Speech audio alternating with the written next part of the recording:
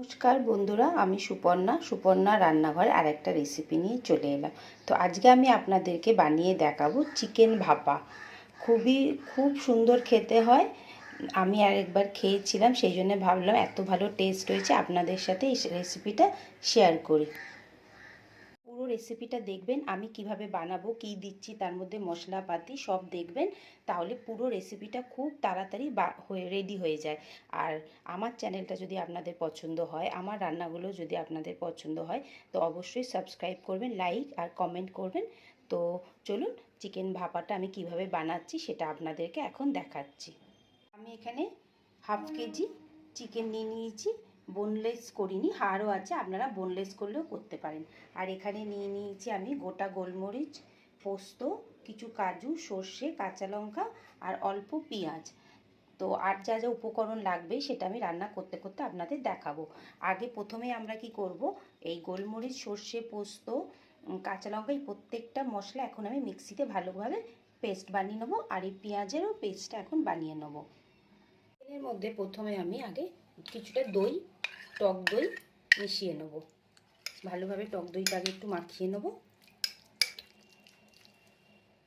এরপরে যেই পেস্টটা বানালাম, পোস্ত, সর্ষে, লঙ্কা, ওই পেস্টটা এর মধ্যে দিয়ে দেবো।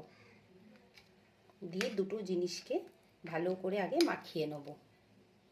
পেস্টটা দিয়ে পুরো চিকেনটাকে মাখিয়ে রেখেছি। আমি এটাকে এখন 1 ঘন্টা ম্যারিনেট করব। এবার আপনাদের কাছে যদি অত সময় না থাকে তাহলে আধ ঘন্টা ম্যারিনেট করা হলেও হবে। তো 1 ঘন্টা এখন এটাকে রেখে দেবো আগে। 1 ঘন্টা চিকেনটা ম্যারিনেট হয়ে গেছে। এবার আমরা কড়াইতে একটু সর্ষের তেল দিয়ে দিলাম। এই রান্নাটা আমি সর্ষের তেল দিয়েই করব। তেলটা গরম হয়ে গেছে। আমি যেই 2খানা পেঁয়াজ রেখেছিলাম সেটা বেটে নিয়েছিলাম, তো সেটা আগে কড়াইতে দিয়ে দেবো। ভালো করে কিছুক্ষণ পেঁয়াজটাকে নাড়িয়ে নেবো। পেঁয়াজের যে কাঁচা গন্ধটা আছে সেটা যতক্ষণ না যায় ততক্ষণ আমরা ভালো করে পেঁয়াজটাকে একটু হাই ফ্লেমে কষে নেব। পেঁয়াজের কাঁচা গন্ধটা চলে গেছে। এবার আমি 1 চামচ আদা রসুন দিয়ে দিলাম, আদা রসুন বাটাটা দিয়ে দিলাম। দিয়ে আবার 1 মিনিট মতো একটু ভালোভাবে নাড়াচাড়া করে নেব।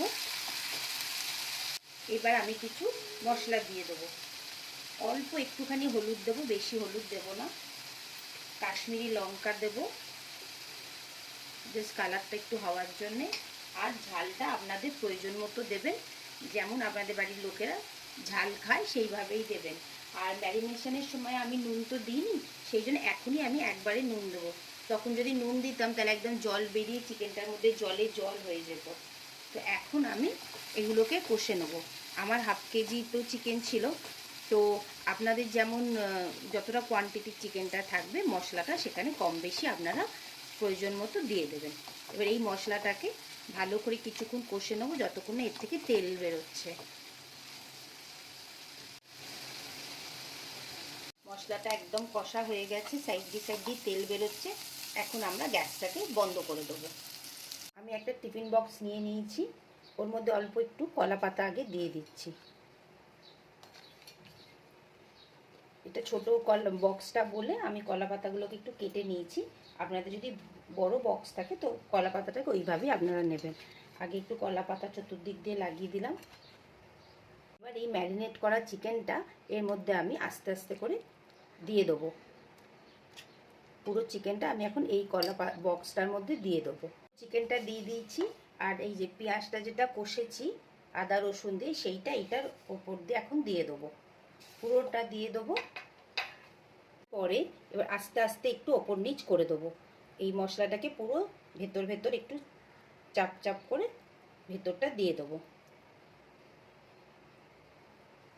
পুরো মিক্স করে দিয়েছি। ওপর থেকে কটা কাঁচা লঙ্কা দিয়ে দিলাম। দিয়ে এবারে টিফিন বক্সটা টাইট করে আটকে দেবো। একদম টাইট করে বক্সটা বন্ধ করে দেবো। প্রেশার কুকারে অল্প একটু আগে জল দিয়ে দিলাম।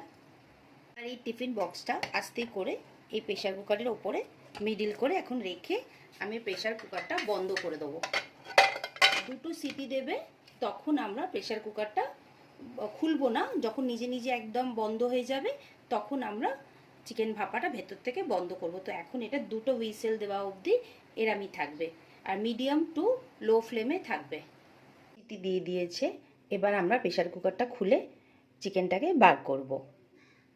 চিকেন ভাপাটা তো রেডি হয়ে গেছে, তো চলুন এবার আমি চিকেন ভাপাটা খুলে আপনাদেরকে দেখাচ্ছি কেমন দেখতে লাগলো।